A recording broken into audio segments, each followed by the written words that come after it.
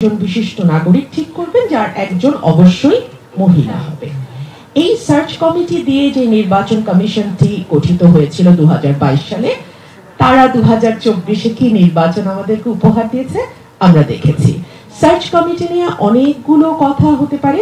আমরা একটা কথাই বলেছিলাম যে যদি 5 জন ফেরেশতাকে নির্বাচন কমিশনার হিসেবে বসানো হয়, তাহলেও একটি সুষ্ঠু নির্বাচন সম্ভব নয় যদি না সরকার, দল এবং রাজনৈতিক কর্মী যারা আছেন তারা সুষ্ঠু নির্বাচন চান।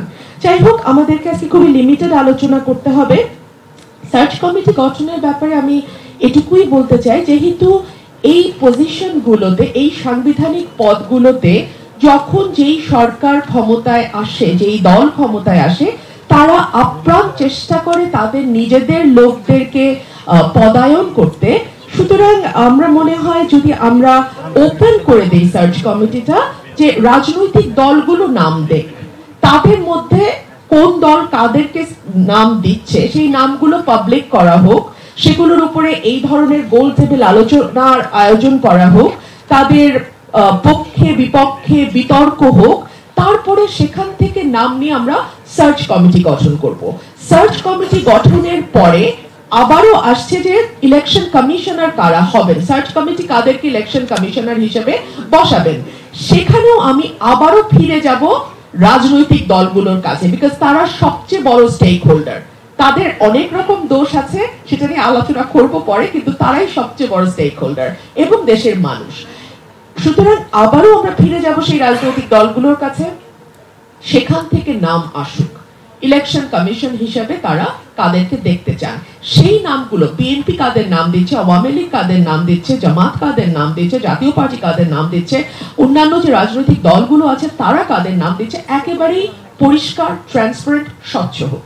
সেই নামগুলোর উপরে আবারও বিতর্ক হবে, আলোচনা হবে, তাদের ব্যাপারে পক্ষে বিপক্ষে মত যাবে, সেখান থেকে ঠিক হবে। সুতরাং আমরা যেন পরিষ্কার বুঝতে পারি যে কিভাবে একটা কমিশন গঠিত হলো। এখন পর্যন্ত কিন্তু আমরা অন্ধকারে, যখন নির্বাচন কমিশন আইনটি আসলো সেই সময় আমি সংসদে ছিলাম, অনেকগুলো কথা আমি আমার সংসদীয় স্ট্যান্ডিং কমিটিতে বলেছি, আমার ভাই শামীম হায়দার পাটোয়ারিও সেই সময় ছিলেন। অনেক আলোচনা হয়েছে, অনেকগুলো প্রস্তাব, আমি সুনির্দিষ্ট প্রস্তাব স্ট্যান্ডিং কমিটিতে দিয়েছি, কোনো কিছুই শোনা হয়নি। এবং খুব ইন্টারেস্টিংলি দাড়ি কমা জাতীয় সংশোধনী দুটো নেওয়া হয়েছে এবং সেটা খুব বড় গলায় বলা হয়েছে যে আমরা বিরোধী দল থেকে সংশোধনী নিয়েছি। আর রাজনৈতিক দলগুলোর ব্যাপারে আসলে একটা কথা না বললেই না, সেটা হচ্ছে যে আমরা একেবারে নিশ্চিহ্ন না হয়ে যাওয়া পর্যন্ত কিছুতেই ক্ষমতার চেয়ারটা ছাড়তে চাই না।